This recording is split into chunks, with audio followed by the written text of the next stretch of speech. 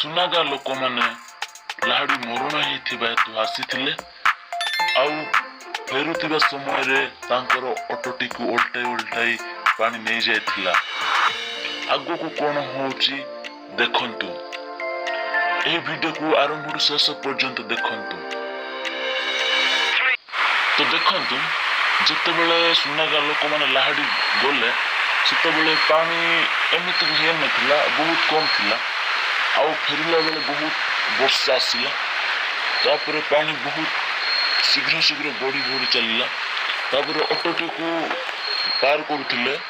ତାପରେ ଯେତେବେଳେ ମଝିରେ ହେଇଥିଲା ସେତେବେଳେ ଅଟୋଟି ଦବିଲା ଆଉ ପାଣି ବହୁତ ବଢ଼ି ଯାଉଥିଲା। 2 ଲୋକ ହିଁ ଅଟୋରେ ଥିଲେ ଆଉ ଯେମିତି ବାହାର କରିପାରିଲେ ନାହିଁ। ସେ ଅଧା ଲୋକ ଆସୁଥିଲେ ପଛରେ ଆଉ 2 ଲୋକ ହିଁ ସେ ଅଟୋରେ ଆସୁଥିଲେ ଆଉ ସେମାନେ ବାହାର କରିପାରିଲେ ନାହିଁ। ଆଉ ଦେଖିପାରୁଛନ୍ତି ଏଇଠି ଅଛି ଅଟୋଟି, ଏ ଭିତରେ ଅଛି। ଦେଖନ୍ତୁ, ବହୁତ ବିକଳରେ ଅଛନ୍ତି ସେମାନେ ଯେଉଁମାନେ ଅଟୋ ଆଣୁଥିଲେ। ଯେତେବେଳେ ଅଟୋ ଛକ ଦବିଗଲା ପାଣି ଭିତରେ ସେତେବେଳେ ସେ ଡ୍ରାଇଭର ଗଲେ ଗୋସାମା ଲୋକମାନଙ୍କୁ ଦେଖିବା ପାଇଁ, ମାନେ ଅଟୋକୁ ଟିକେ ଝିକି ଦିଅନ୍ତୁ ବୋଲି ଡାକିବା ପାଇଁ ଗଲେ।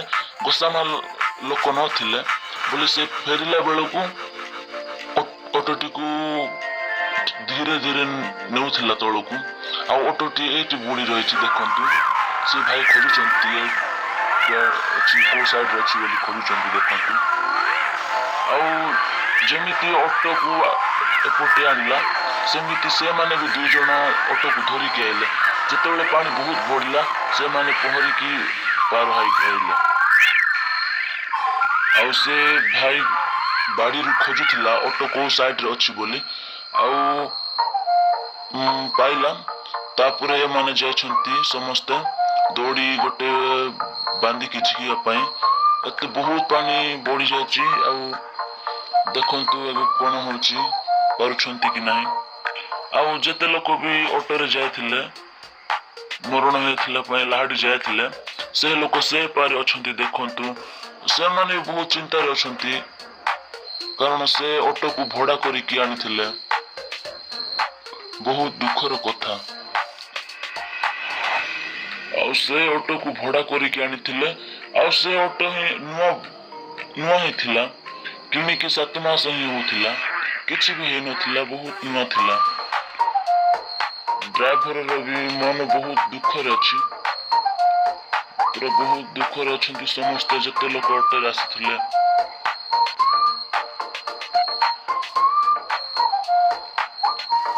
ଆଉ ଦେଖନ୍ତୁ, ସେପଟେ ଉପର ପଟରୁ ଅଟୋକୁ ଆଣିଛି ଏଇଠି ଆଉ ବହୁତ ଗଭୀରରେ ରଖିଛି। ଦେଖନ୍ତୁ କେତେବେଳେ କାଢି ପାରିବେ କି ନାହିଁ। ଭିଡ଼ିଓଟିକୁ ଆରମ୍ଭରୁ ଶେଷ ପର୍ଯ୍ୟନ୍ତ ଦେଖନ୍ତୁ।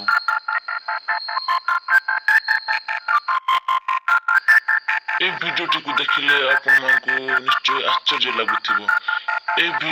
ଏହି ନଦୀରେ ଛେଳିକୁ ବା ଗାଈକୁ ବା ମନୁଷ୍ୟକୁ କାହାକୁ ବି ନେଇନଥିଲା, କିନ୍ତୁ ଆଜି ଅଟୋକୁ ନେଇଅଛି। ଦେଖନ୍ତୁ, ବଡ଼ ଦୁଃଖର କଥା।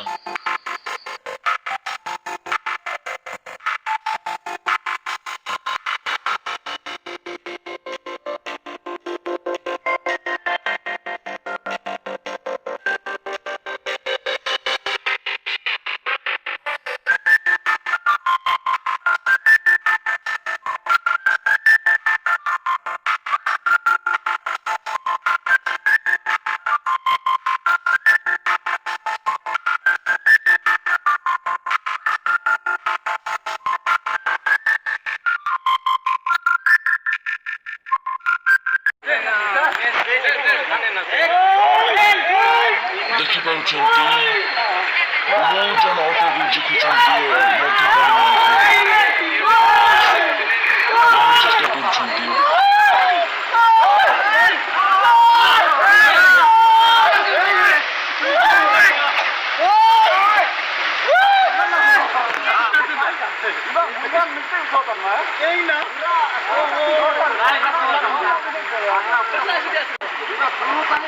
ଯେତେ ଲୋକ ଅଟୋରେ ବସିକି ଆସିଥିଲେ ସେତେ ଲୋକ ଏପଟେ ଅଛନ୍ତି ଆଉ ଜଗୁଛନ୍ତି, ବହୁତ ଦୁଃଖରେ ଅଛନ୍ତି।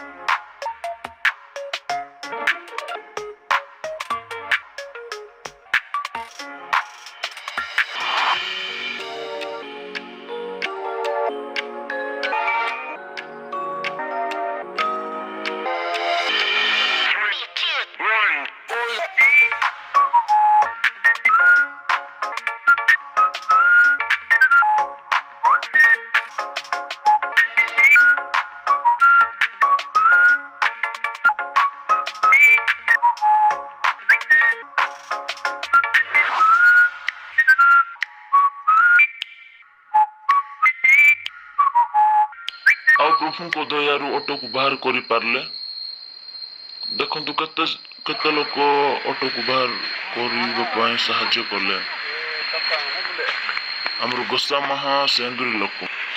Masih sosial lagi.